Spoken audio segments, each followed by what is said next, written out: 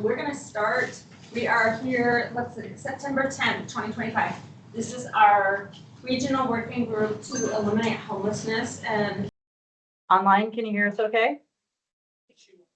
Okay, can one of you please introduce yourselves? We'll try again. I'm Emily Bear, council member in the town of Erie.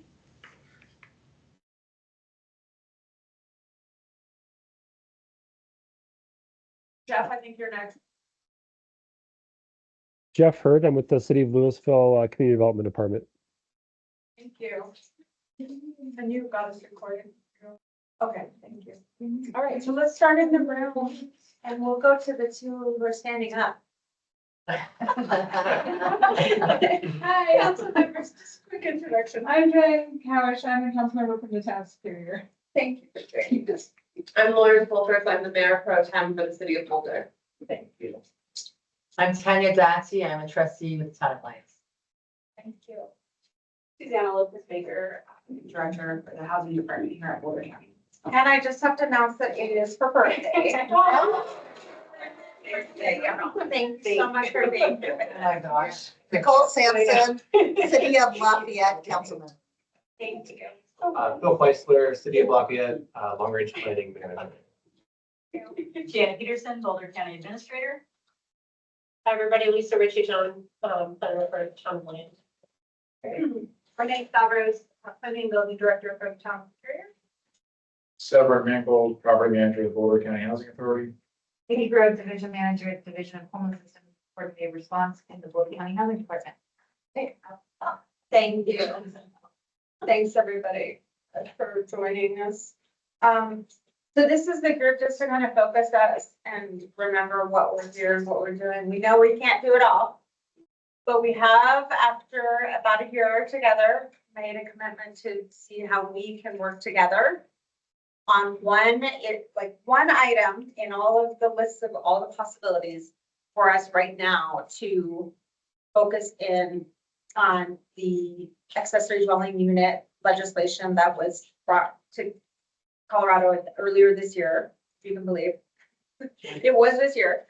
And really focus in on accessory dwelling units regionally together. So that is where we are focused on for the rest of this year. Just in case anybody wasn't here last month, we did make an agreement that we're going to meet monthly for the rest of the year. So that is an uptick and an exciting change for us to just get through some of the work together.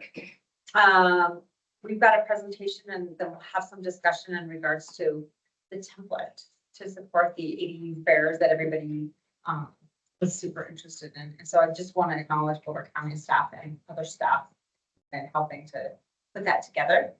And the template is the template. This is part of the working group tonight, is to look at it and tell us, okay, what are we missing? What have you seen?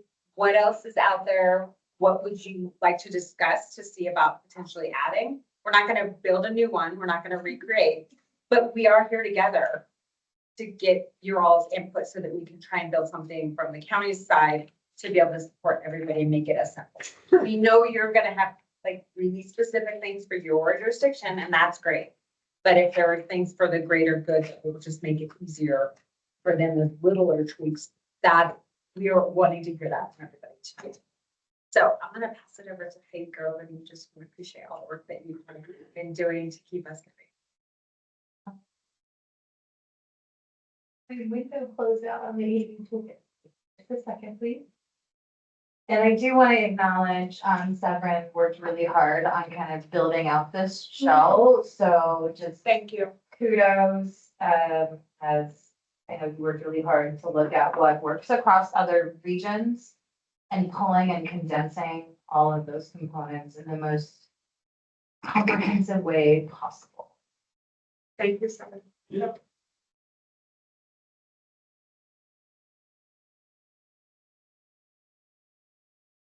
Having serious technological issues today, so. Okay, well, please share. If you do make it smooth. Is that what it is? And retro games and like all the things. Someone's going to be the one who says that. Tells everybody so much about it. There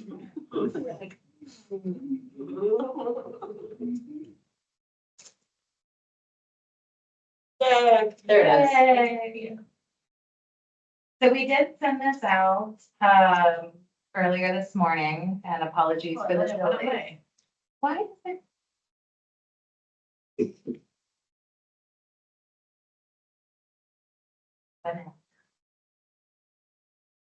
Online, can you see the toolkit now? Thank you. Sever, do you want to kind of start talking through some Yeah. of these pieces? Let's see, what do we have here? Yep. This looks good. Oh, yeah. Yes, we switched it. Okay. Do I just talk about the toolkit? Sure. Okay. So yeah, for the toolkit, I kind of went through what DOLA had put together. Because they have a whole website for their toolkit, they have a whole bunch of resources, but I think when we were talking last time, the focus is like, we want to have it more for the private landlords. This isn't necessarily for, or people that want to build ADUs, not necessarily big developers, like the private owner, that sort of thing. So I basically just perused the DOLA toolkit, tried to make it a 2-pager. I think we're a little longer now, just to keep it simple. But I basically looked at Grand Junction had a really good toolkit. There's some other jurisdictions that already had some nice toolkits prior to the passing of the bill. And I kind of just tried to put that together, make it smaller, to fit what we're looking for. So I think you had this nice little intro here. Some of the benefits of the ADUs that have a whole list here. Trying to make it more appealing to the people that might be interested in building an ADU. You know, what is the benefit to them? What is the benefit to the broader, market, I guess. And I will say some of these were pulled, like the benefits were actually pulled from California, because California has a huge push right now. And so was able to kind of pull in some additional things that aren't necessarily reflected on the state as a benefit, but incorporated regardless. So basics, get you started. Yeah, I kind of want to break it down. So the beginning is more like kind of the background of the bill, if you're interested in ADU. So wanted to just pull in where that officially comes from. So we, House Bill 24-1152 is kind of what we're working from. And then I just pulled the definition straight from the bill, just so we're very clear on what exactly that ADU is. And so the bullet points right below that, those 3 bullet points are how they define it in the law. So that way someone that's building an ADU is very clear on what that exactly entails, especially when it comes to like getting plans, or because there's pre-made plans online. You just have to make sure that those plans are going to fit our bill in Colorado. And there's just some more information at the bottom there, how we're referring to them. And then specifically what's not an ADU, because there's some misconceptions on that, or there can be misconceptions on that. So specifically tiny homes on wheels, RVs, mobile homes, pretty much if they don't fit that definition that's in the law, it's not going to be an ADU, no matter how you frame it. But specific to tiny houses that are on foundations would fit that definition of an ADU. And then, we've got here who would benefit from an ADU. So we kind of just included a list here. Some of our potential options there, or the people that I would work with that I could see going into those units. And then is your property eligible? So this is there's also sections here where depending on the jurisdiction, you would be inserting your specific language here. Like who would you contact if your property is going to be eligible? Because there's specific language in the bill as well about that. I think and then I've just pulled another example here, what kind of ADUs are available. I can't think of this. Grand Junction has this nice graphic that I thought we could include. So just another example of what ADUs look like, because there's a lot of different varieties that I wasn't aware of prior to getting engaged in this kind of work. So I thought it was a nice graphic to include there. And this is of course all rough. We can change, organize, make it look nice and pretty. And then the second section of the toolkit is really building, navigating the processes. So this is going to be this is where I really wasn't sure how we wanted to approach it, because this would be more sort of the jurisdiction level information that they would have to know. So this could be where we start inserting the information specific to what, Louisville, or Lafayette, or Longmont. If there's something specific to the municipality in the county. That's the section there. Financing, we probably use some more information there. I've just included Chaffa just because Dole did put in there that Chaffa could potentially offer financing for ADUs. I don't quite know what that looks like, if I'm honest, but that was something that they did list on their resources. And then I just put in there, yeah, they can use the HELOC if that's an option.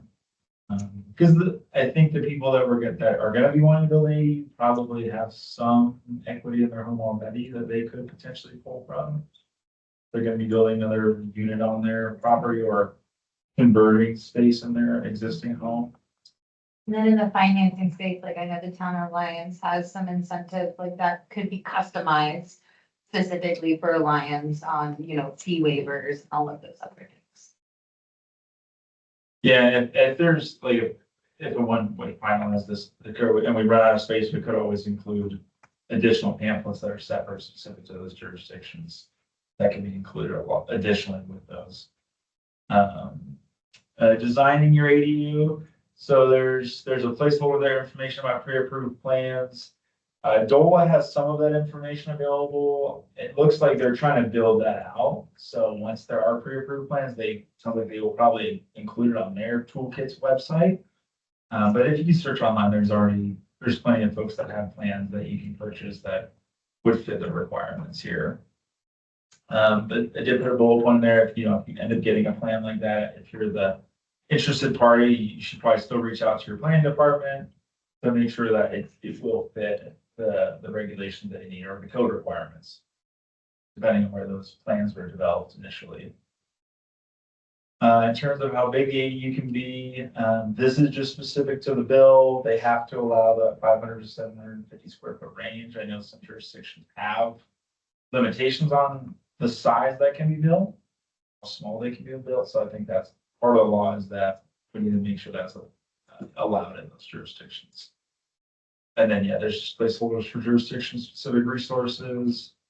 And I just thought I'd include some links there for some of the things that would pulled from that other folks might find helpful.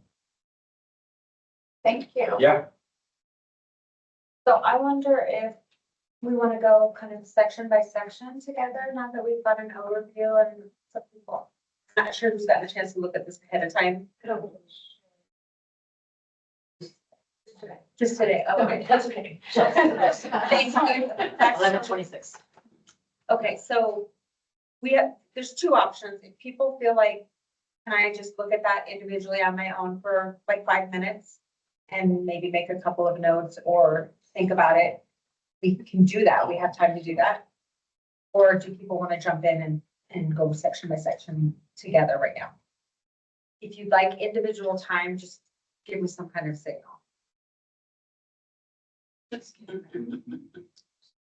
Okay, we're okay. That's fine. Okay, yeah, so let's go to the beginning section here on the benefits. And what I heard was there's a list in here and you may want to pull something out or delete a few or make it smaller, but there's some ideas in there and you may make it very community specific. Is there any piece in there that you feel strongly that shouldn't be in any of the county template, or something that we're missing that you would really like to have? Because we already had a conversation with our town planner about this today. I see one thing that we were talking about would be nice to have if we were to host a fair that I don't see here, and that is to do with cost, rough estimates. Like, I don't know how we can gather that information to give people an idea. I like the idea that there's different, types of ADUs that are here listed. And I had provided some photos earlier where you could see like a detached, behind the house, you can see the attached above the garage. And I feel like having a visual to go with it, but also not just a visual, but maybe like a cost estimate. I think of, in Lyons, for example, there's this one Markel home in this one subdivision that a lot of people are wanting to convert into an ADU as a basement conversion. And it's basically comes out to like a 2-bedroom, living room, kitchen with full bathroom and laundry area. And I want to say I don't know how many square feet that would be, maybe it's 500 to 600 square feet, I'm not sure, but it would be nice to give people some like concrete examples, like, okay, if you're thinking of this, like, I don't know, this, attached basement conversion, for example, a 2-bedroom or 1-bedroom, and maybe just like, because we were trying to say, like, who would we invite to this fair? Would we invite a contractor? Would we invite Studio Shed? Would we invite, like, we're thinking of all the people that could answer a Q&A, for example, because I know Maybe a people will local have lender questions. too. Sorry? Yeah, like a local lender. Right, exactly, maybe a local lender. And so we're like, for people to feel like it's doable, and I love the idea of a HELOC. I think they need to be able to see like, okay, if I were to convert my basement, I should expect like this range. If I'm going to add something above my garage, I should expect this, and just some ballpark, I just don't know how to gather that information, how to put a price on it. Yeah, because I feel like it changes so frequently, the cost of building materials too, and then the cost of labor But I side. feel like if we had an example, like for example, if we took a photo, Yeah, like I've sent along to you guys, we just took that photo and tried to say, okay, a 2-bedroom or 1-bedroom at this size, basement conversion or detached, like, this is the ballpark idea. I think it's so that people can project themselves and see what's possible, Yeah. that it is possible. Because I think if it's too abstract, I think people are just going to go there. Whereas if they see like, oh, maybe it's only, I don't know. And we were talking about looking at permits. We were talking in lines about like looking at past permits and trying to see, I don't know if there are cost estimates in them, but how cool would it be to look at past permits and say, oh, well, that one, because we're thinking, which ones could we include on the tour? We would need to have a few different examples on this tour. So we were like, okay, do we start with this informational workshop, have a Q&A, and then do a tour of like 5 different ADUs afterwards, where people could actually see for themselves? That's even better than a picture. Like, oh, okay, my house is very similar to this. I could do a basement conversion here, and this is about how much I should expect to pay. We were thinking of operating it our way, you curious, and then, just, try and just kind of like have resources available, and be like a little bit of a presentation and then kind of an open house. Then to build on tours and things. For this is like just what we're working on here is because it's the county level, right? Because depending on what municipality you're in, the numbers are gonna be really different. So it's okay. I wanted to just say that as a reminder, this was supposed to be really general, and then each of the different communities be customized. Yep. So that would be a really great, probably feature for you to talk to with your housing team. But also Phil and I were talking yesterday, I know, Lisa is, she's like, team now. I'm always on everything. That one woman But Phil and I were talking yesterday, and some really great examples of what I think LA County had done. You had shared with me about, if you like this model, click here. There's this different, I don't know if you want to share that. Yeah, I think we were looking at a low effort entry into pre-approved plans and wondering if there's a way to kind of communicate with the builders and offer some benefit to them of getting their plan to us. We say it's approved, and then we have it on our website, the link directly to their firm. Yep. So one of the things we've heard is that there's some frustration with going back and forth with architects to design it. And with the fee thing, I pulled a while ago up five ADUs in Lafayette, and they ranged from project values of 30,000 to 200,000, depending on what. So it does vary quite a bit. See. Yeah, but at least if I were to see like $30,000, for example, I tell myself, oh, that actually sounds feasible. Like, okay, what do I need to do to, if I only have this much to invest, what does that look like? Yeah. I like, one thing that I found useful, like if you do your home tour, to talk about what the cost per square foot range is Sure. of the home tour, Per to be square like, foot. these range from this to this. Yeah. And then you can kind of figure out. It's just so hard, but. And I like the idea of per square foot. And in fact, when I look at that list of benefits, the one that jumps out at me is the appeal to future buyers, because I literally just saw a house for sale in Lyons by Laura Levy, and she literally put in the description as, an appeal to future buyers that they have an ADU already, meaning extra revenue, like it's already built in.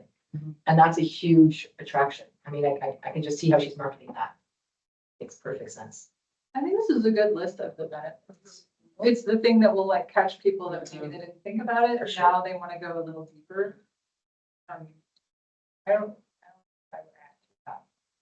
I feel That wouldn't be community specific, like for Maggie County. Where do you giving this to? Are you gonna customize them and give them out to residents? Is that too much idea? Yeah, that was my understanding of the target audience. Do you want to like have language that's like why, like instead of the benefits of an ADU, you wanna like make it like more, I don't know, more inviting to like someone? Why would you want to buy an AD, or why would you want to build an ADU, or what, like some kind of like a catchy or like heading. A little more marketing. Right, yeah, it's not a marketing. How about- I think it's an ADU imagination, but it feels like it could be more inviting as like a heading. If we're like speaking to a person like. So expanding on Dumbo, why they Yeah, have the like, ADUs. Do you want to, like, why build an ADU for, I don't know, I have no. How about Uncle Sam pointing at you saying how this is how you can help solve the housing crisis? Oh my gosh. Like, yeah, like kind of like a lighting. A how-to manual. I want a how-to. These are all things, reasons why a person would want to build them, and then it's like, who are they for, is like the next. That's good. I was a little skeptical about the increased accessibility bullet point because ADUs are often not accessible. But you can design them to be. Mhm. You can, but you definitely don't have to. And I would say typically they are not. And maybe that's something that we need to focus on as a region for offering incentives to offer an accessibility. I would just write potentially increased accessibility. Yeah, I do. I think it should be done. No. Especially if you're turning a basement. Right, I was gonna, or an attic, like you're just.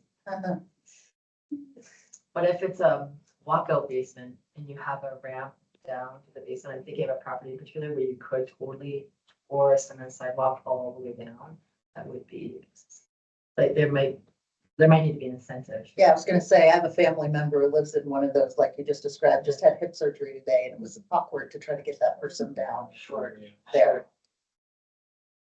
Even standalone ADUs are often like a step or two up from grade. Yeah. Yes. It's easier. I want to ask a question on.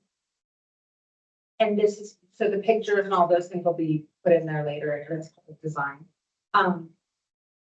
When I looked at this list, what was missing for me was the intro paragraph of like, hey, working regional group eliminate homelessness is working on, and put maybe a couple of those benefits into that. And I'm not talking about a big piece, but just like, what is this about? Like, what's the pamphlet about? So that, and then that could get designed in. So we're kind of cautious, but I think it might get to one of the other questions that was. What is this about? So I want to ask if people be okay with that, and I can do a little bit with it right now, just as an idea, but. When we talk about housing, I think it can feel so overwhelming to people. And ADUs is actually like a reasonable solution for an individual to do something. Not everybody, but it's a feasible way to address one single housing unit. Whereas I think the problem feels so big that people don't know what to do, and they don't know that they can have an impact, and they're looking to leadership, or they're looking to housing authority, and they're looking for people to come and create the solutions, and they can be empowered to do that individually if they are compelled to contribute to that. And it's not very often that there's like one thing you can do to impact in your community that way, that benefits you too, right? It's not just a giving, like you're getting also. And I just see it as the entryway to turning some of this around.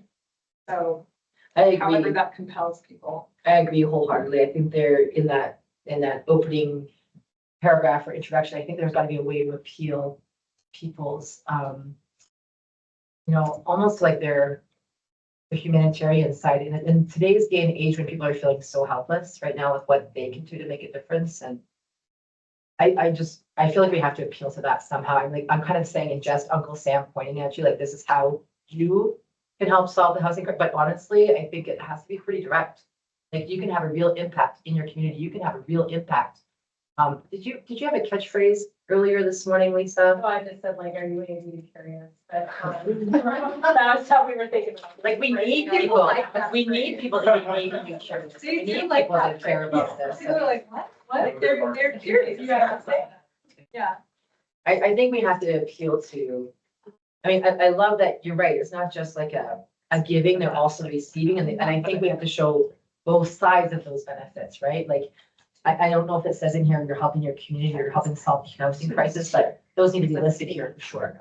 You know, I'm gonna bounce back to something I know from marketing. It's always with them. What's in it for me? Yeah. So I have to tell you, right now where we are in this country, we're looking at ADUs because we have to. We have to. Yeah. It's not, I'm not doing it to help, people I don't know. I'm doing it to help my parents. I'm doing it to help my college student. I'm doing it to help somebody that is moving from another state to be here, that's a friend or a family member. So if you're looking for catch, typically you're gonna go in with an image if you really want to catch attention. But obviously you're gonna have information on the bottom of that, and what's gonna sell people is somebody with an open door to an ADU, a photo of that, and they're smiling and they've got their hand around, somebody in their family or a friend. And then you're gonna read into that. And you don't have to say much because in our head, we're gonna say, who's that person or people there? What's the story? And they'll create it. There's something about like keeping your own investment. Yep. Right, like controlling the investment you're making into your own property. Yep. And the way you leverage that for, a community impact, but also you Yep. have control over the financial streams of like what happens with that. Right. If it's something that you're maintaining, if you turn it into affordable housing or whatever, but there's something to that, like financial piece of it. Yeah, I was thinking if I'm gonna put, I think 30,000, I'm surprised somebody did it for 30,000. But if I'm putting what I think is probably 75,000 to 200,000 in, I gotta have some real skin in the game to do that. You know what I mean? There's gotta be a real true benefit. I do like this list because I do think it does have a lot of the great benefits that you get out of ADUs. Well, the reality is if you do it with a heat, you're likely not going to be able to. Mhm. You're gonna have to, with rates where they're at right now, like they're. Yep. It's not. Yep. The map's not gonna map. Right. I think it depends, I guess if you're like. This $30,000 one, maybe. I thought that was just for the architectural parts. I think that was an interior remodel. That Okay. It's a little bit of work. Yeah, I was gonna say a little bit of sweat equity in that. Yeah. That's what I was gonna say. Right. I put adding a small kitchen or something.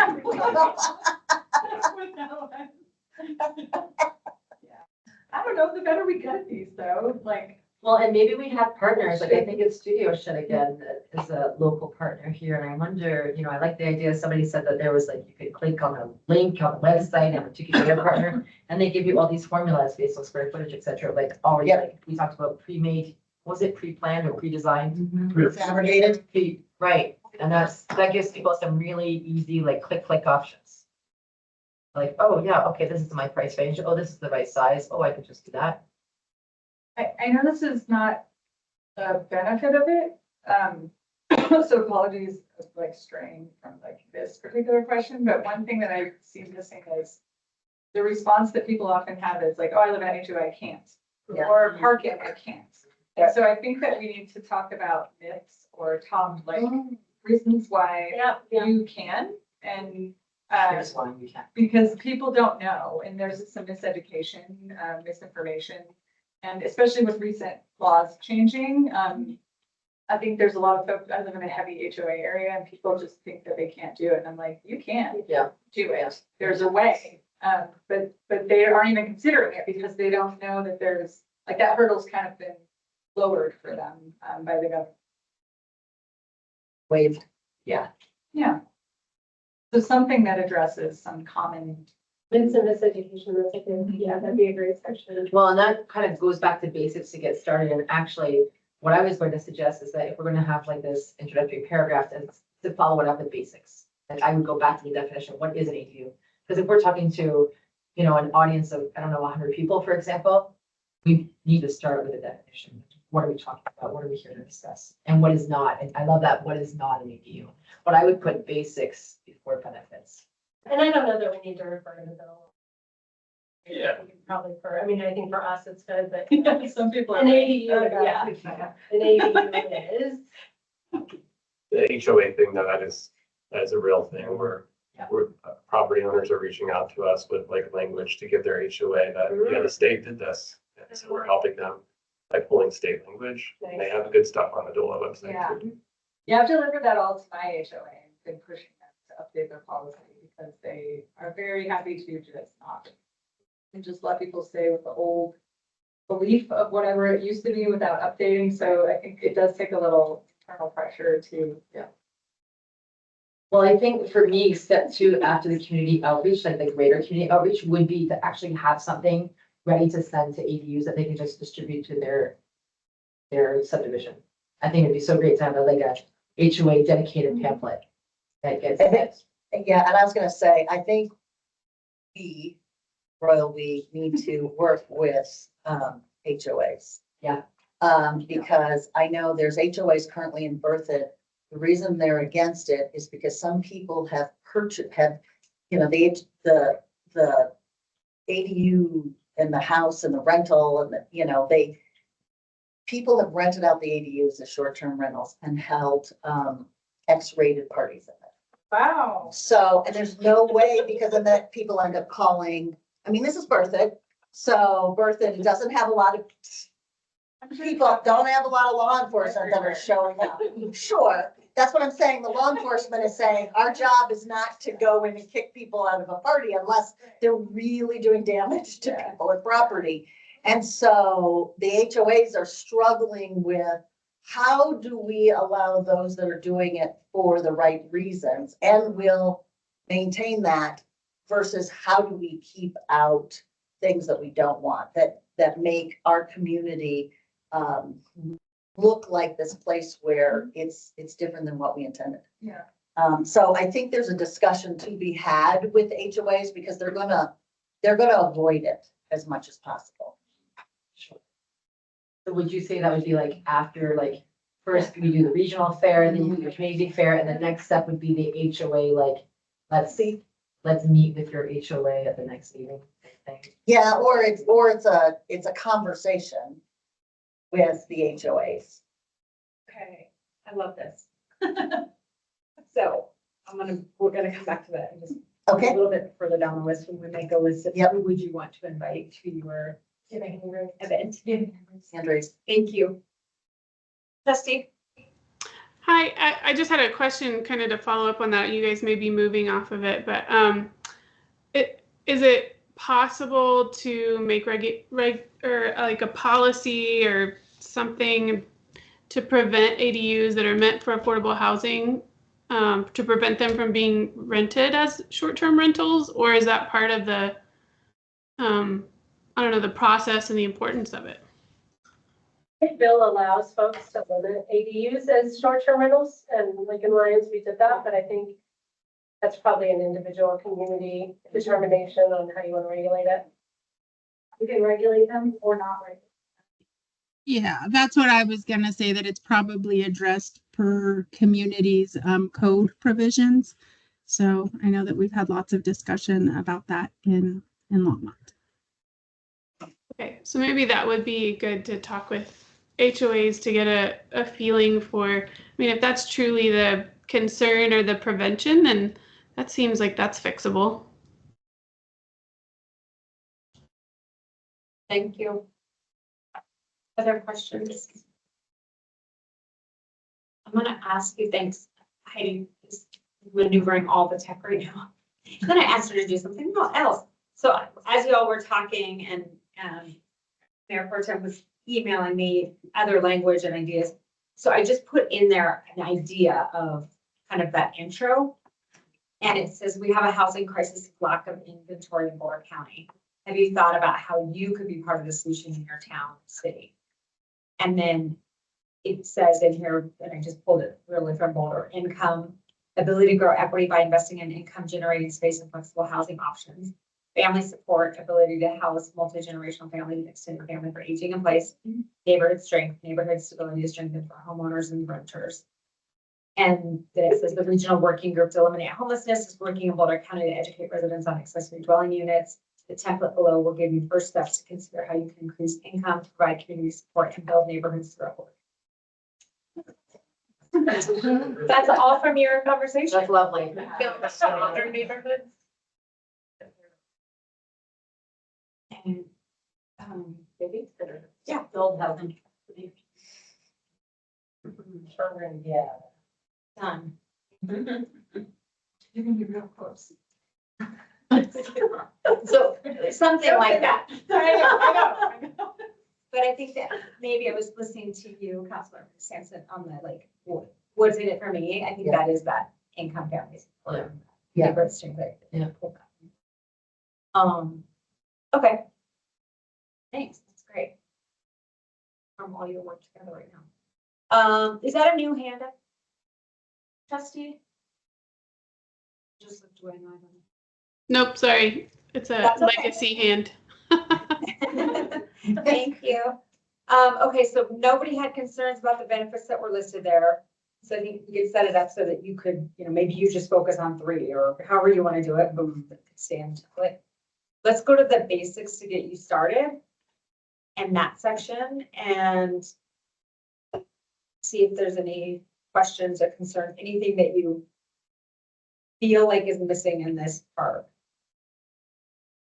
If I may, Commissioner, Of course. we could do this not as a paper format, but as an electronic so that we could hyperlink and make sure that it stays updated so that you don't have to worry about changing laws, changing legislation, changing zoning, blah, blah, blah.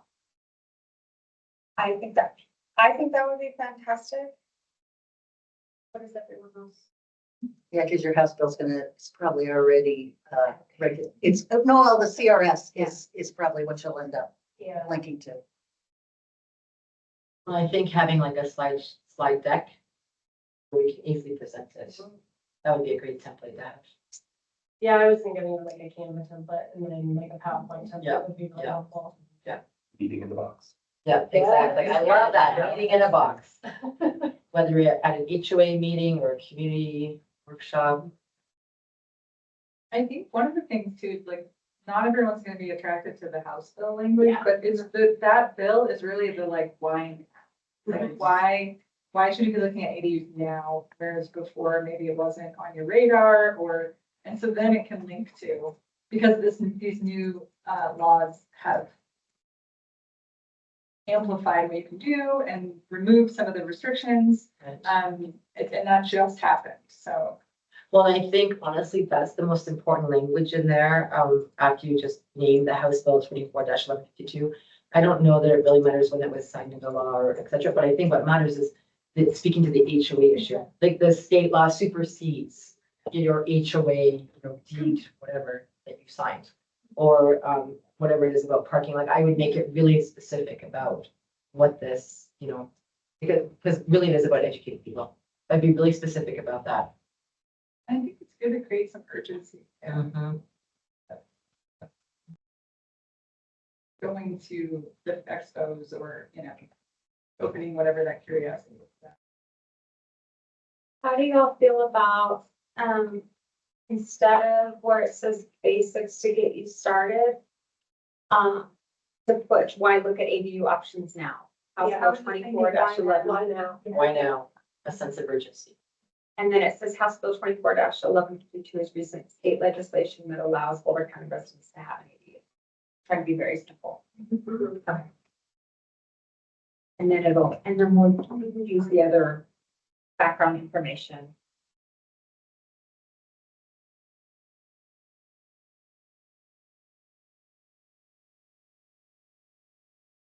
Anything else in that paragraph? Then it gives a little bit more about.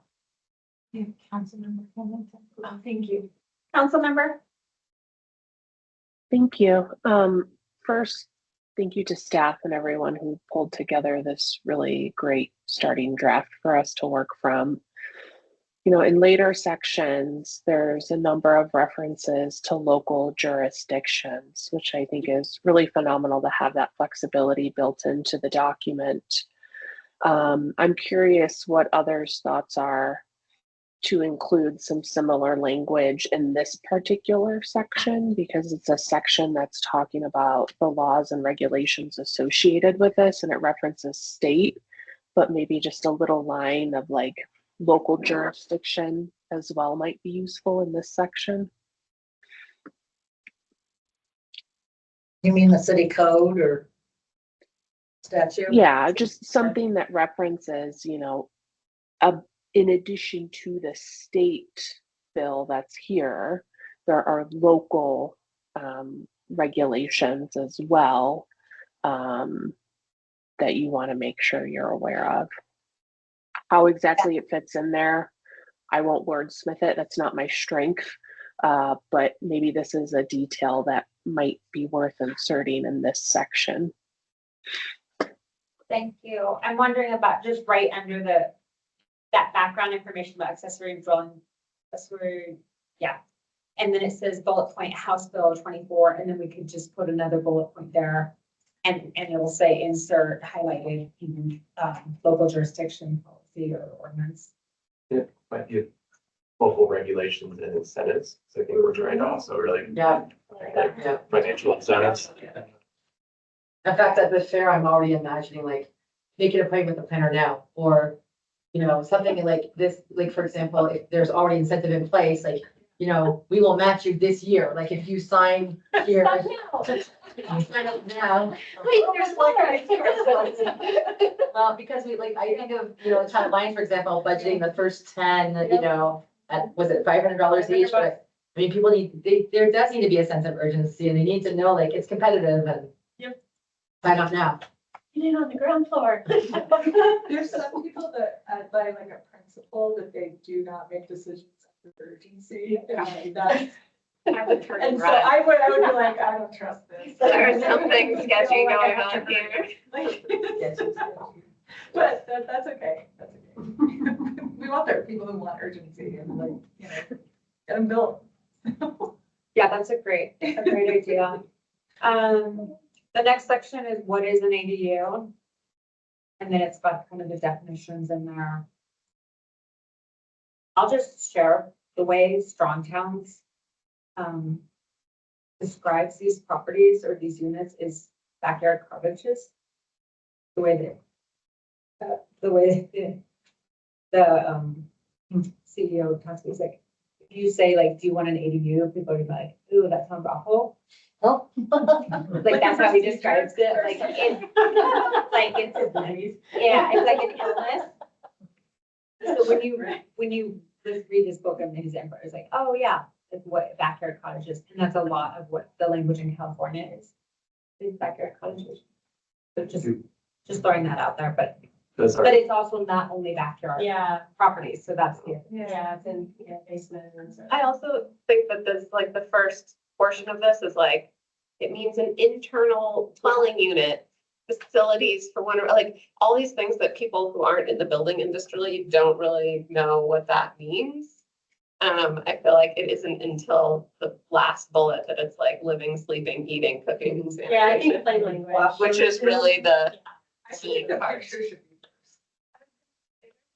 Really good pictures of what. Put that in this section, not like anywhere down below, like in however it works, like. Well, it's like incorporating types of ADUs, right? Yeah. Under what is an ADU, you can say, well, this is a detached one, this is an attached, like, then you could actually have a photo with each type. People could see it, people are visual. I mean, Or you flip flop one of your bottom bullets. Some refer to them as in-law carriage houses or backyard cottages. Stick that, what is an ADU, right under what is an ADU. Yeah. And then go into your details. I think you still have to have the definition because. Oh, yeah. There's stuff like this. right, Yeah, that's that's perfect. right. That was my. That's favorite. perfect. Because it's See what it super is. Where did you find Right? that? Like That's awesome. I think it's actually in the document. It's all at the bottom. Okay. I didn't know where to put it. But that's cool because visually I feel like, oh, I can go outside, I can go on top, I can go outside, I can go in the garage. Like, there's a lot of ways to see it. And Mile High United Way actually has some really good images of like all the different types you can actually test it. Bonzi lived on 80. Yes, he did. My first house was in an 80 year.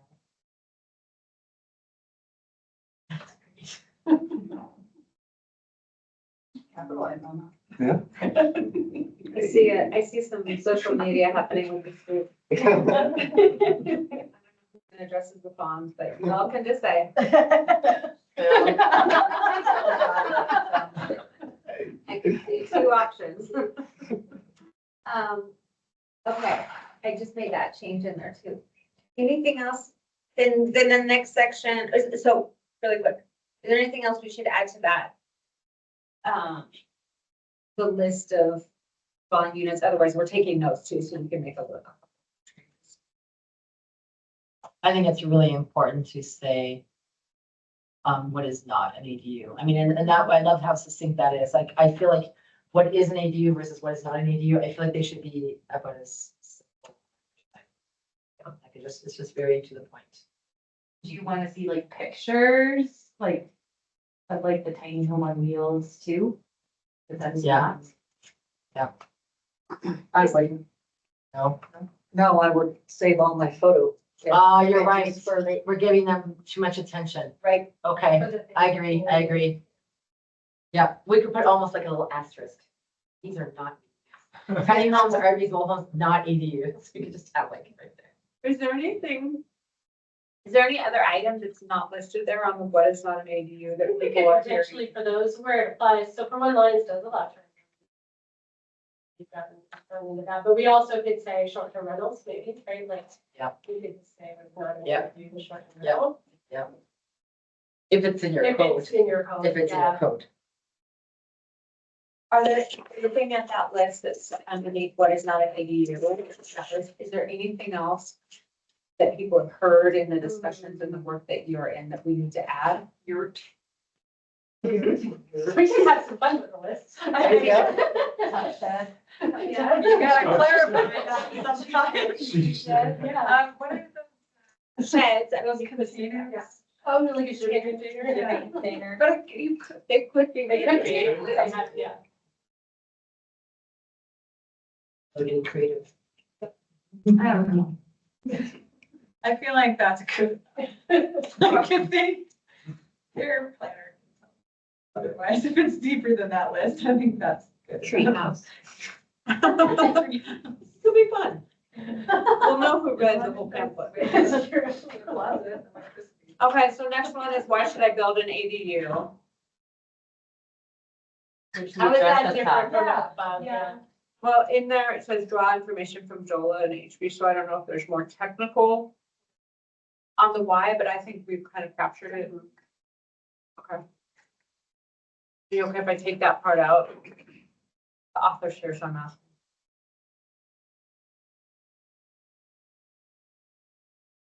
Who benefits from ADUs? I think that answers almost everyone. Well, and I think we covered that in the beginning, didn't we, when we talked about the benefits of building ADUs? Yeah, Did not talk about feels that. a little bit different. I mean, like, one of the top is like, why do I want an ADU? And then the one with this, it kind of tells you like, well, who is it gonna be for? I mean, you kind of covered it, but. Who are you doing this for? Yeah, I think like having this list is also really helpful. If you don't have all of these lists, all these listed here, then you want to put it up there by like the multi-generational whatever. And then in parentheses, list all of these things there or something. So the question I have is the who benefits from ADUs. What we've listed is who would live in ADUs. Oh, yeah. Mhm. If that's what we want, then that question is different. If it's truly who benefits, I mean, anybody who owns a The home. whole community, yeah. Oh, we've got a hand up. Oh, Christina.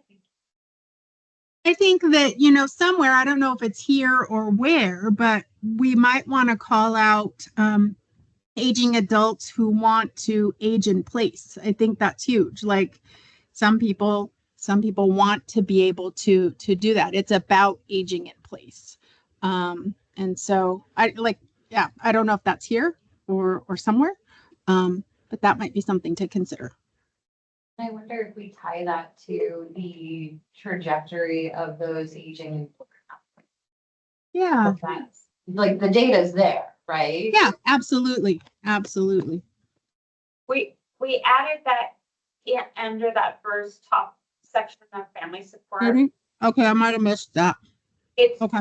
it's been happening while we've all been talking. We're missing people who move from out of town. So there's people that move in from out of town. I'm thinking of somebody who worked in a city and was moving in from Kentucky to take the job, you know, or just even around Colorado. To take a job, they need a place to live. Well, they go find a house.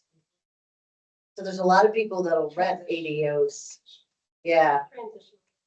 Or people who work from home too, like, do you need an office? Do you need True. like, there's, Mhm. it doesn't really get housing somewhere else. So I'm wondering if we can, instead of who benefits from ADUs, it sounds like, who is looking for an ADU? Yeah. Entry level. Or Or who's looking to live in an Who is looking to live in your ADU?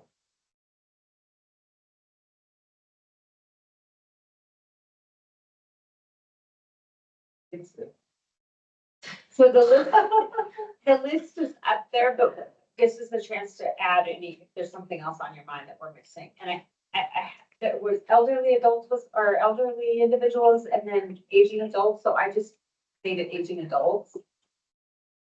I like that better. And I'm wondering about individuals with disabilities. If that might be better language. Yes. That's a great. That's the appropriate language, yeah. Yeah. Want to be a little provocative with this group because you're the homelessness task force.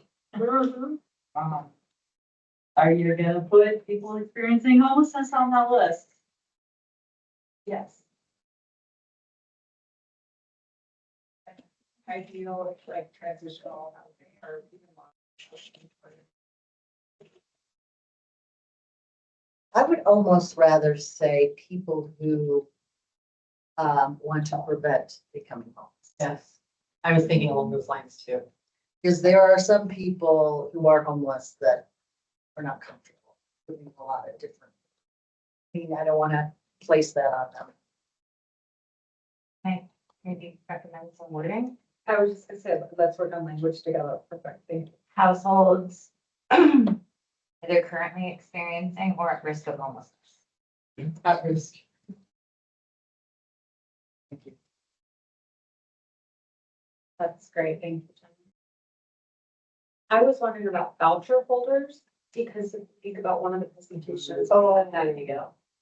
Yeah, I don't know that people know what that is though. Right. Housing voucher, portables. What's the fact housing vouchers, they still, that has a really negative connotation in the community. Yeah, What's some other? I would put section 8 housing voucher, but I would totally have it hyperlinked so that people can investigate. Or what about just subsidized? Or subsidized. Subsidized housing resources? I think we need to say vouchers. I do because I just think of some populations who, they might be guardians of a person who might have a voucher and they just don't know where to use it. They're gonna afraid to let somebody use it really far away. So if they have it in their backyard, that actually might be a thing. That's helpful. always helpful. Does that work? I literally know of 3 individuals with disabilities who depend on disability as an income who are at risk of homelessness right now. Yep. And I just feel like there is such an urgency for these people who I know personally, who are barely hanging on in lives, and honestly, I don't know where they're going to go. I mean, the most obvious answer to me is, well, I guess we'll send them to the homeless shelter in Boulder. I'm not sure, like, I don't know if somebody has been evicted, for example, if somebody is no longer able to pay their rent, they're that close to being evicted. Like, I just know of 3 situations where people will be evicted or have been evicted. And where do they go from there? We have a lot of work to do. And I mean that like, we all. We, have a lot of the work. royal we have so much, and I'm just like, I feel so anxious about this. What about divorced parents? Because I think of. Yeah. Kids bounce back and forth sometimes between homes, but now there's Right. sometimes a transition where. The divorce, one of the parents who's not taking care of the kids will go live somewhere else and then they'll flip back. Isn't there a term for that, like the like we talk about multi-generational housing, but isn't there like a multi? Yeah, it's where the parents, like the On home, your own people. well, it's like the home becomes the Right. central unit where the kids Kids stay. don't move, And the parents don't, move. And I don't know what it's called. Right. Yeah, What do you call it? and I've just seen that situation where a newly separated father just moved into this converted basement and so that he could have his daughter visit on the weekend. Yeah, yes. Starting. What are they called? Bird nesting. So like it all stays. Yes. They just go. Divorced parents who are bird nesting. I mean, there's gotta be terminology. It's co-parenting in the same house. It's like, Starting over. nesting. Like, I don't know. It's People about have- parenting. It's about aging people.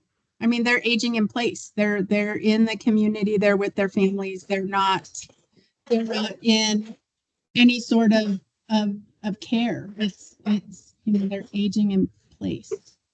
Oh my goodness. Maybe it's just like more flexibility for a variety of housing. Like Like flex living situations. arrangements or flex. Yeah, flexible living.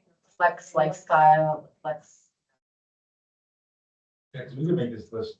really Yeah, long. there's a lot of. That's very why I answered specific- almost everyone. Yeah. Councilmember? Thank you. I think I just heard a comment made that is related to what I'm about to say. We could probably sit here for quite a bit of time creating an exhaustive list for each scenario. I'd be curious what others' thoughts are about maybe like, could staff potentially take what we have here and maybe create some broad stroke categories? I also, as we dive deeper and deeper into this list, am starting to think like, do some folks not want to be categorized here as needing, like divorced parents, for example, is like needing this housing? Could this somehow unintentionally offend some folks with this exhaustive list? So maybe some broader strokes might be an approach to consider. Well, I was thinking the target audience for this is those who will build the ADUs. And I thought of that too, of, just using the almost everyone and leaving it. But then I thought, if I'm trying to convince somebody to build an ADU, I want them to feel comfortable about who's living in there. And having this list, to me, this is a lot of people that we experience in our everyday life. And so you get into this and say, oh, yeah, I could totally see a young professional or a brand new teacher living in my backyard. And there might be a more comfort level to start that.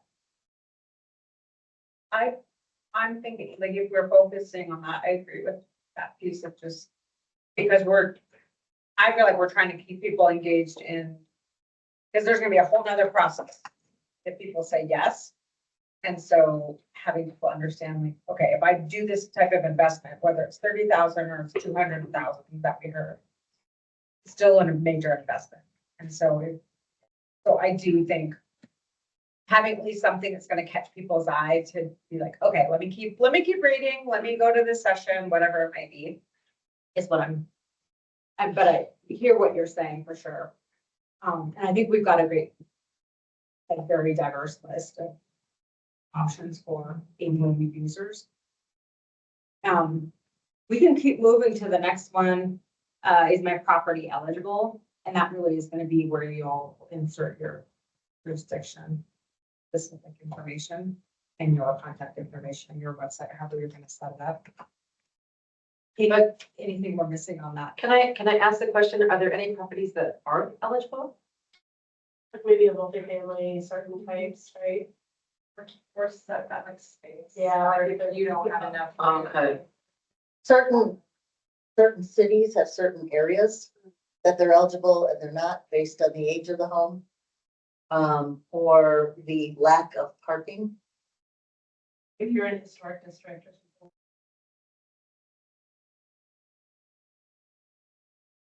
something. Yeah. Or how to determine if my property is eligible. I think there's also certain kinds of zones that don't allow housing, like in your industrial zone, Right. actually, Mhm. sure can't do an ADU. Sure. Put a tree there. People are probably still living there illegally, but you can't do an ADU.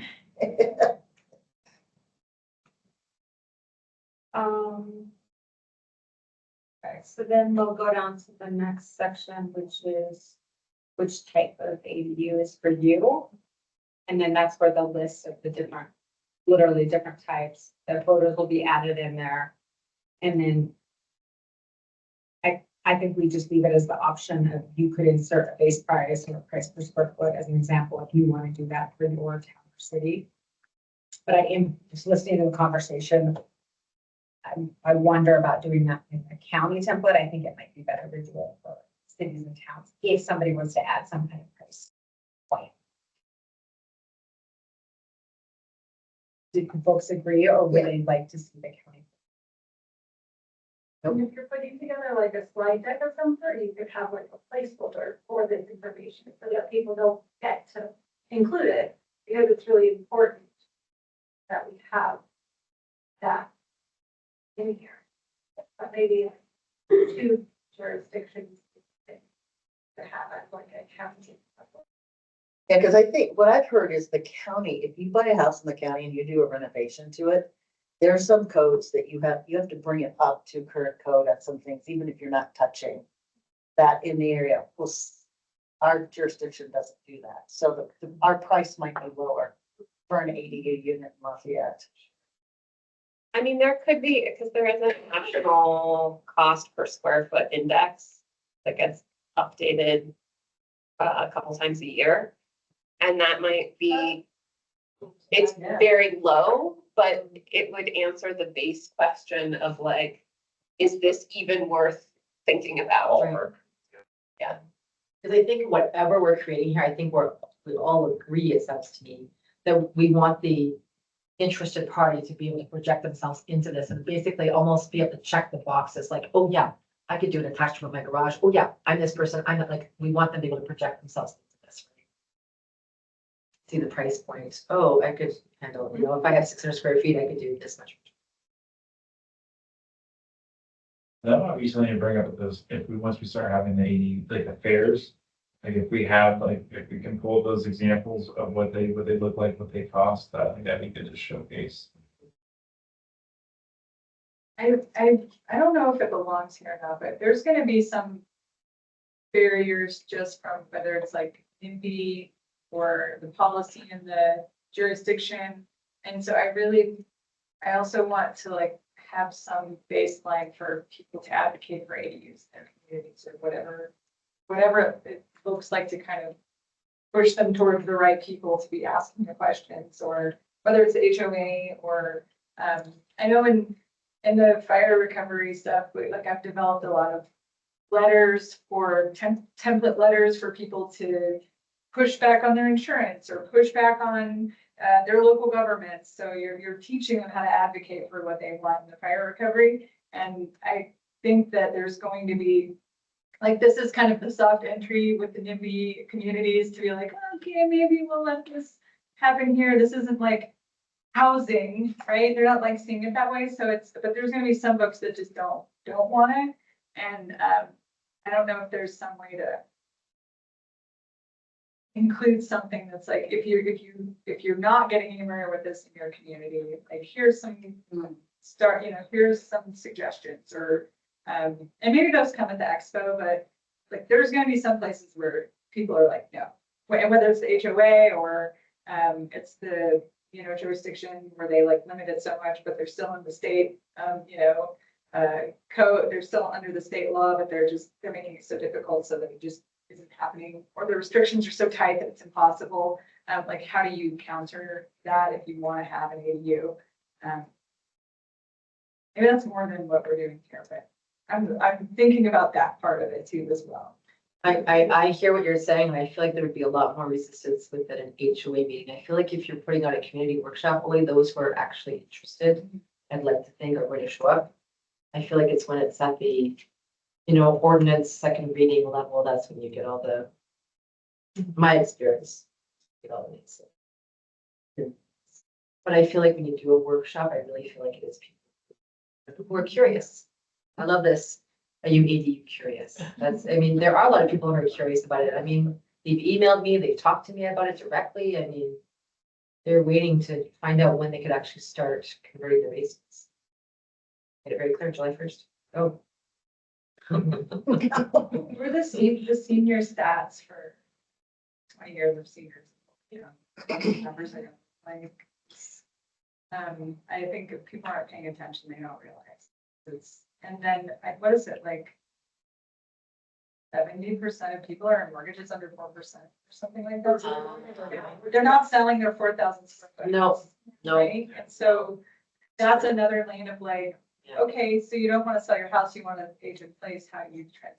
So some of those specific scenarios, because it's like stall the housing pipeline as well.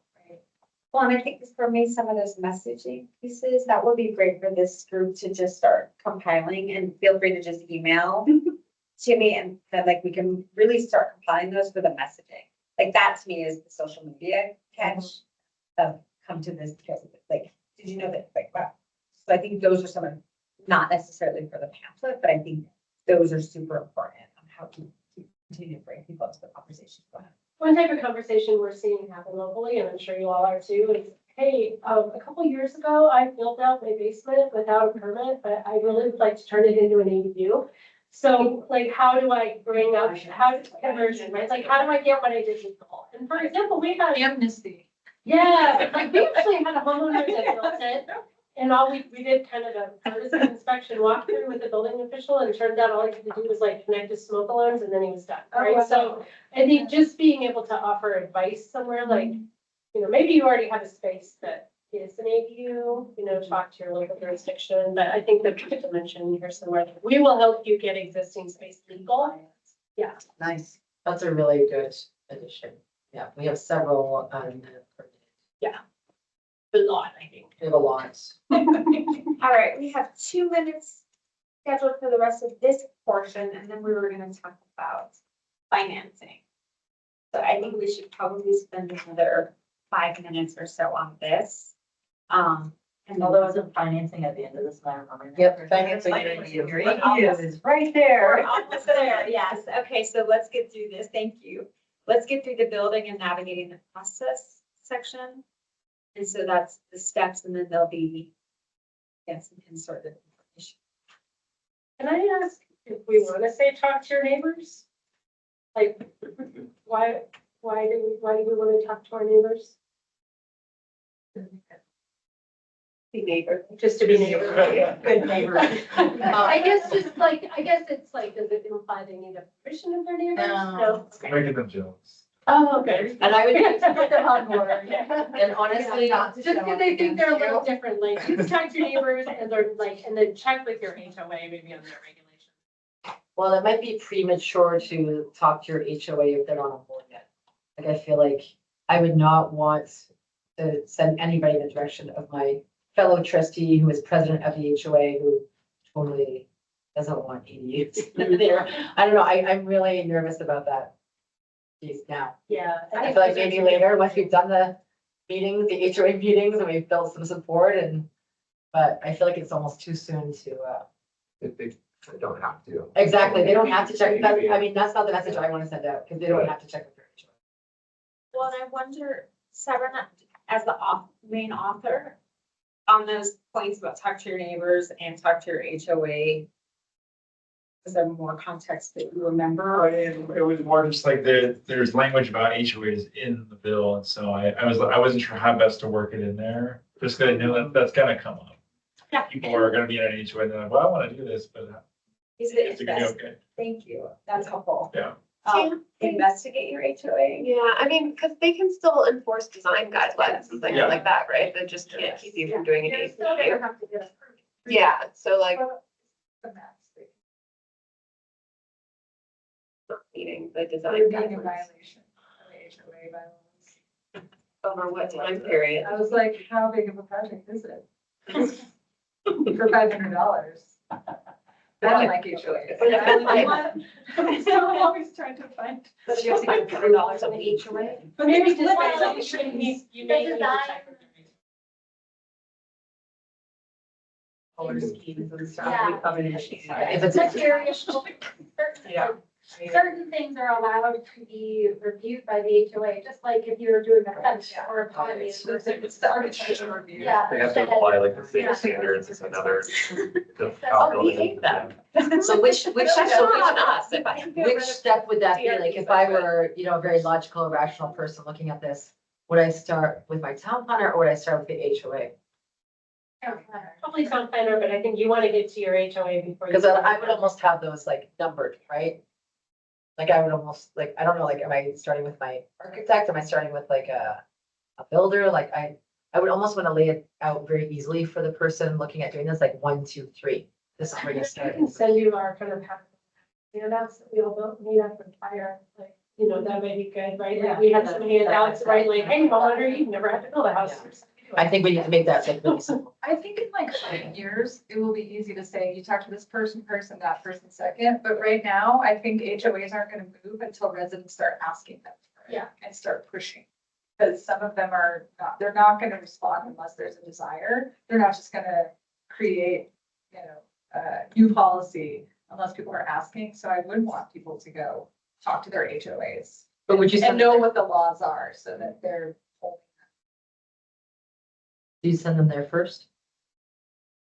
I think it would be hard to talk to a planner if you don't know what the design guidelines are for the ADU in an HOA. I think it depends. Sometimes, you know, we've had it both ways. I think a lot of it is HOA specific, right? If you have a really overbearing HOA, your homeowner's probably gonna go to the HOA first. If you have an HOA that people are like, oh yeah, I kind of forgot about it, then like the planner will remind you. So Yeah. I think it's really just kind of depends on each context of the neighborhood, based on experience when people come together. I have a terrible bias. I can't find my. Well, and I'm not a good person. Well, I guess I trust our town planner to do a better job of advocating for the ADU. Yeah. And I trust the HOA president. Like I just, 100%. I'm like, I don't want to send to the HOA first. I really don't. If you send them to the HOA first, there's a chance that the HOA just says that they're not allowed. And then like that stops it Yeah. and they don't know That's that what I'm they worried should about. move forward. That's So what I'm worried. So don't do. And some people are gonna wanna talk to an architect because they'll feel more comfortable talking to an architect who will then talk to the planning department. so we're okay with. I talked to an architect before I talked to my neighbors. You can always point them, I would say, definitely point them to the planning I like department, and planning. then we can kind of help them navigate, like. If they're I know, I not- was like, can we have the planning department be the gatekeeper? Like I just, You I do can. not want to send them to the HOA first. There's no way. Well, and I would just offer again, this is a template. Mhm. So if you wanna remove something from this, you are welcome to. Yeah. But at least it sounds like we've got. Yeah. Ones that people at least agree that could be there. That's All right, yay, okay. Does this group feel like we need a stretch break, or is everyone okay to just continue working and stretch if you need to? Continue working. okay. Thanks for the reminder. Financing your ADU. So I think Chapa's program is it funds we apply in as a local jurisdiction to get the funding. I think you can also apply in as a housing authority. And other nonprofits. But not homeowners. No, they're not gonna I mean, you certainly could, oh, no, I don't think, does Chapa have, I know they first time homebuyer programs, but do they have programs that just pay for ADUs that give loans on that? I didn't think so. Look at that, I got 13 options. Which one would be like that we got? What, isn't, I thought in the link, not in the link, was it on there, there's a webpage on Dole's website that talks about possibilities for homeowners. I assume. It links to Chapa. It does lead to Chapa, so Chapa must find something for these students. No, so here's okay, so in my day job, I work for OEdit, and we got 60% of the, so I'm telling you that's because I've worked on the contracts.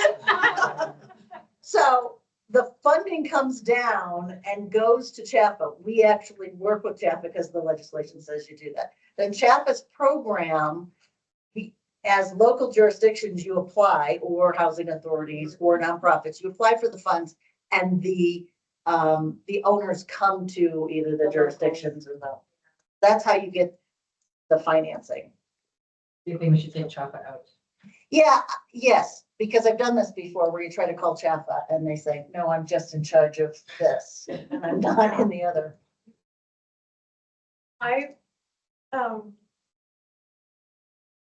We can apply now, by the way. Okay. Deadline is October 3rd. Wow. Yep. So do we want to add incentives here then? Like local incentives, regional incentives, whatever incentives are there? But I'm gonna just add in on the financing. I do want to be careful about, I already have just some thoughts around CHAPA period, but I do want to be careful about who we put in this. If we put in fill in the name bank or credit union or community bank, which I'm a fan of all of them. And I do think we need to be careful. I'm very interested in where some of our conversation was a year ago about if we were to go down this path, are we trying to create the most accessible program possible? Are we trying to look at alternatives to folks who don't have HELOC capability because they are now on a fixed income and their housing payment is way more than it was when they bought their house, that percent mortgage and all the other scenarios? In which case, I think this group needs to have a roundtable to really talk about and get some input about financing, whether it's portfolio lender, whether it's special assessment, whether it's, I think there's a lot of different options and Boulder County could really come way out in front of how to use this state legislation. This to me is the implementation, like legislators get something done, that's great. And now we got to figure out how to implement it in an equitable way. That's my belief. So I don't know that I think what we've got on there is what we know right now, which is fine. My goal for this group would be for us to come up with some other solutions and even maybe look at state legislation to do that. Because I think otherwise the intent of getting as many people to really be able to stay and age in place and do all the things that we're hearing about, we may not get to those folks until really much later, which would be disappointing.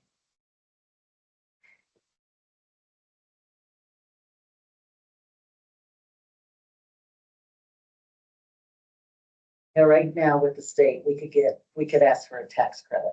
That's about the only thing they're approving at this point. But I don't know how much a tax credit will help. I mean, certainly works with electric vehicles. Right. Well, I mean, it's like, you think about electric vehicles, you think about solar panels and how those get financed for people, like this is something similar. Yeah. Is there any topic that can? Or no social media? Yeah, that's a hot topic. This work is going to inform the county's process for unincorporated ADUs. So we're not. Okay, I was just thinking like, just in terms of incentives or whatever. That would be a huge incentive. We hear about property taxes all the time. We don't have that. But that, I mean, that's it. Like, As a county, don't have the same, that authority is. Okay, so if you're looking for discounts. It's just special taxes, like. Well, right. Okay. There's the norm of the state. Yeah. I do like that idea for sure. I think having a round table, and you and I have talked about this before with local banks or providers on what we can do to incentivize, whether it's what other type of credit unions, like buying down loans for people or down payment assistance. I think that would be a really lovely event, actually. Yeah. Yeah. Yeah. Well, yeah, I think none of us are probably. But I love getting like the actual finance folks in the room. Because I would love to pair. So that would be really helpful. I've got that on my agenda with the policy team. That's one of my projects. So if folks are interested in that, then I would just invite everybody to be a listener and learner in that conversation. Okay, so that will be on my to-do list. So I think what we have in here is just kind of like, this is what exists. And then we can add something, and it may turn out that before we're done with all our edits and all those good things, we might have some other options.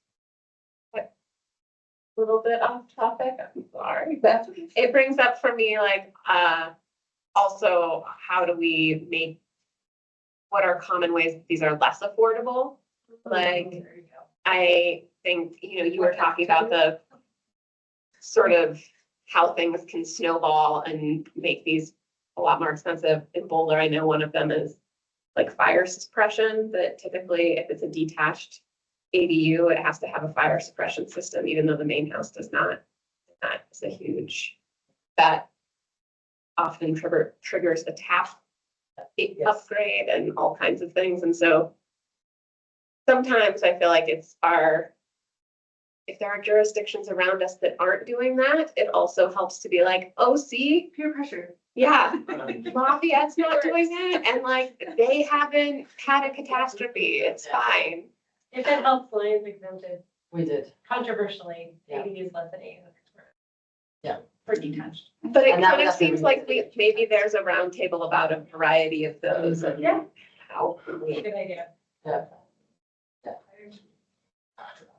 Uh-huh. Uh-huh. Uh-huh. If I, in there, see the door. Yeah. So it doesn't make sense to spend $10,000 to put it. In Boulder, our really kind way is that we allow these systems that aren't usually used in residential construction, the misting systems, instead of full-on sprinklers. But they're stupidly expensive. But it keeps you from having to increase your tap size. That's the expense. I don't know, like, here's a lot of ways this could make it more sense. Here's a short list of like maybe what not to do if you're trying to stay. Yeah. Or maybe tiers of like affordability of like what your basic. Well, and you can waive the tap fee if it is an ADU smaller than 600 or 800 square feet, because we're realizing like if it's attached to the main house, then it's really not. We work on a regional energy code, and so we did that last building code cycle, and we're doing it again. It's nothing that would prevent city planners and others from doing something similar with ADU regulations. If it's a level playing field, across the region, and what does the rules are similar. Yeah. That might help with. Absolutely. Maybe help peer pressure Boulder. Yes, that sounds great. All right. All right, so we've got at least a plan to try and get to some other financing options. And then it sounds like the incentives is also, that was something we talked about several months ago, so we could do that together in a roundtable sort of way. So we'll work on that and more to come on that. So then the next one is designing your ADU, and we're really close to the end of this document. You also great job. Anything else on the designing that people have? A lot of this is jurisdiction. Yeah, I would say either to that, it's gonna be neighborhood and jurisdiction. I have a question. The Louis code from the state, that's certainly going to impact distance and what's able to be around it. I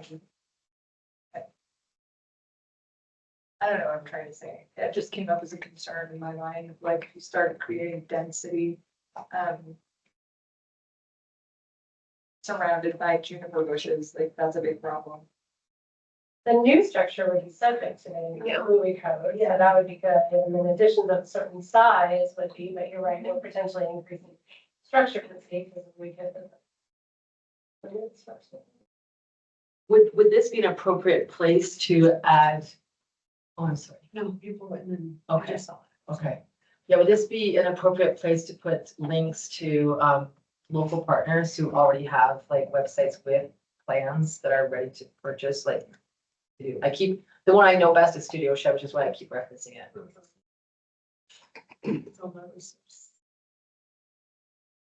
Councilmember? Yes, thank you. Can you scroll up just a little bit more in the document, please? Okay, stop right there. Thank you. One of the things that stood out to me is under design your ADU bullet point, it says information about pre-approved plans. And I assume what we're trying to communicate here is like almost prefabricated, or because everything's going to have to be approved by the individual jurisdiction, right? So nothing is probably going to be pre-approved across the entire county given the variability in our code. So just some awareness around the wording in that first bullet point is my intention right now. Thank you. And that was more of a message place. Thank you. Does anybody have pre-approved plans yet? Oh, we're trying to get it granted. But when I think of that, I think of, putting what Studio Shed has already out in your backyard, so. It's, I'll share the two things, and I invited Lunch Longmont. I was talking with some folks over the weekend. They're working on something like this. They're currently working on an ADU toolkit. So I said, you know, it'd be great if we got together and worked together. And they were like, absolutely, we should get aligned ASAP.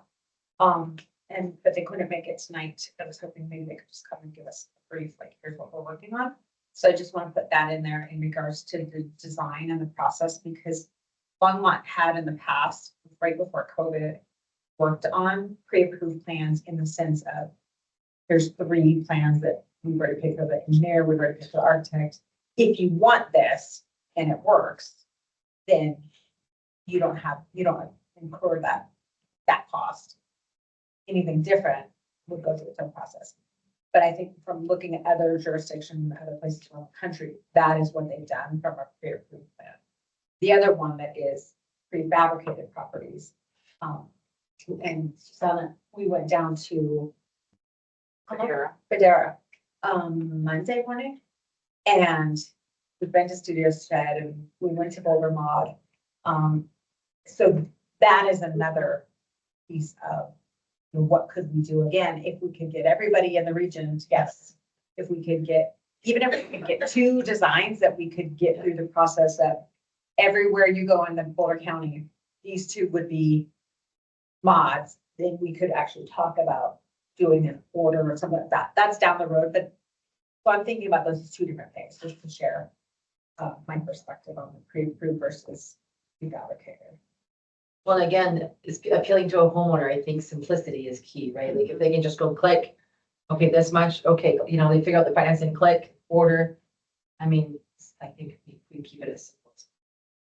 Love this idea of having pre-approved plans that they can just like click on that link and do it. I also think if we do talk about pre-approved plans, we need to manage our expectations, right? They still have to have a site-specific foundation design, they still probably need a geotech design, they still are gonna need, right? Like, so I think it certainly saves money, but I think just in terms of managing expectations, and a lot of that I think is just push fire. Like, oh, I'm gonna go with this builder, and then like everything starts tumbling into the site-specific category. Yeah, just in terms of managing. Yeah, that's great. Anything in that section? Otherwise, I think we're down on the useful resources. Is there any other pieces there that, I mean, you could do your own, basically? Unless there's anything that you feel like for the county, we need to make sure it's on there and people, it stays on there. I was just looking back at the last bullet point, or second last, how big can my ADU be based on the bill? Thinking about it now, we might just be able to roll that in elsewhere. Jurisdictional. Yeah. Yeah. Thank you. That's a great touch.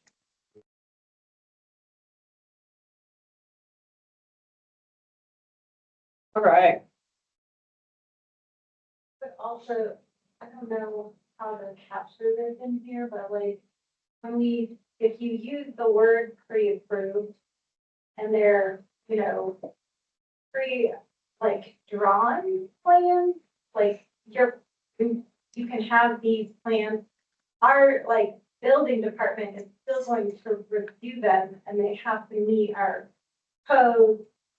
And then all those other things that Lisa talked about, like they're not pre-approved, like you have to submit them and we can comment on them, and not all pre-approved plans are perfect. And our building department often says you need to do X, Y, and Z with these plans in order to get them approved. So unless it's like pre-approved by the jurisdiction itself, like they're not really pre-approved, they're like pre-designed. There you go. Yeah. I don't know how they Pre-approved design. there we go, yeah. Subject Well, to, and you can, you know, Yeah, just. well, asterisk. You just want to make sure if you use the right language, just to make sure that we don't lead people to believe that they're actually like approved by the jurisdiction, unless they are approved by the jurisdiction.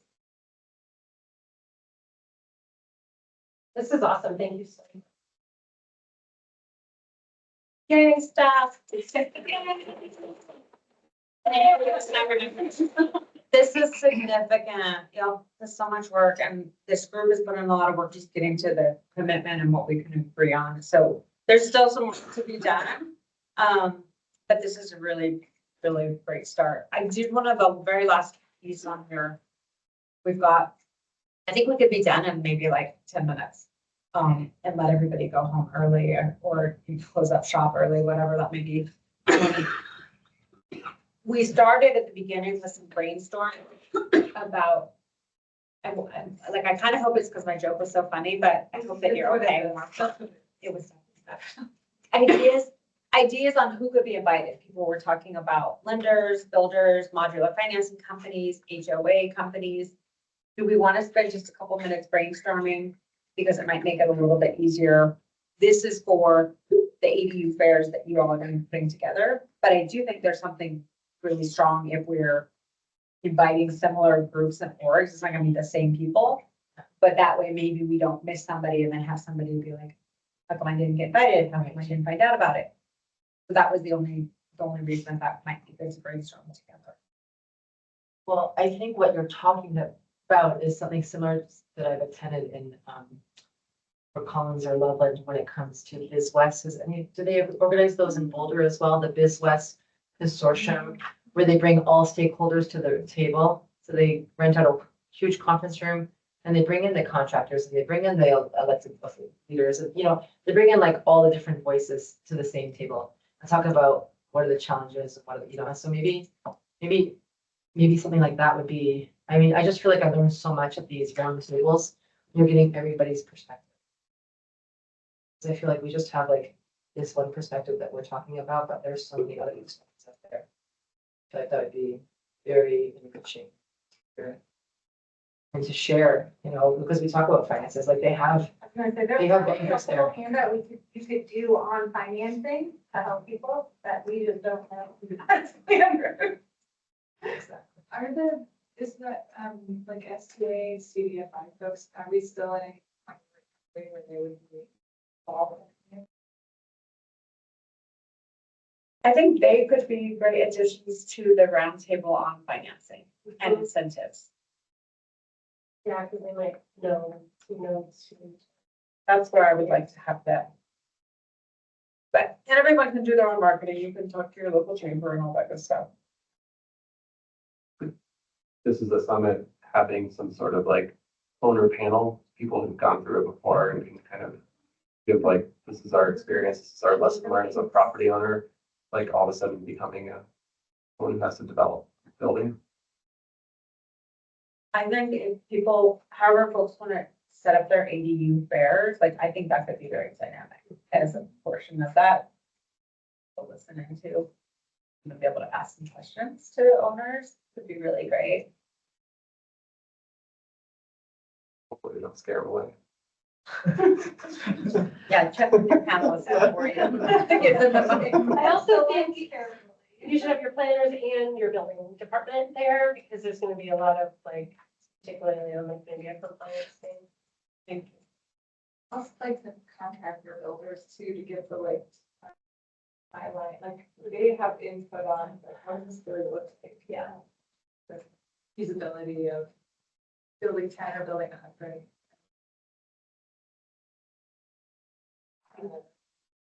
Like. For architects or get like sustainability hopes. Water. Air. Things going in around it into ground, solar, things like.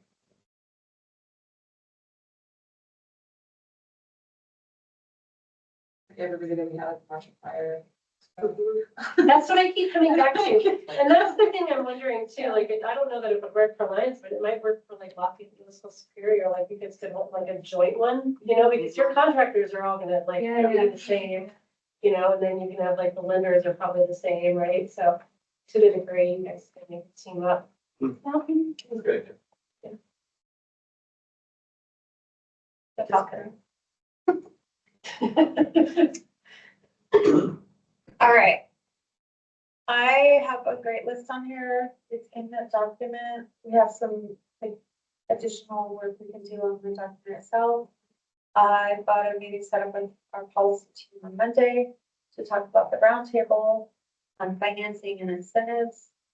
Is there any other item that I missed to follow up? Jenna's so good. We were gonna ask the group, because, so you talked about marketing and, you know, making pretty materials and beautiful PowerPoint and things like that, which I love our homelessness team. You guys are amazing and not graphic designers, right?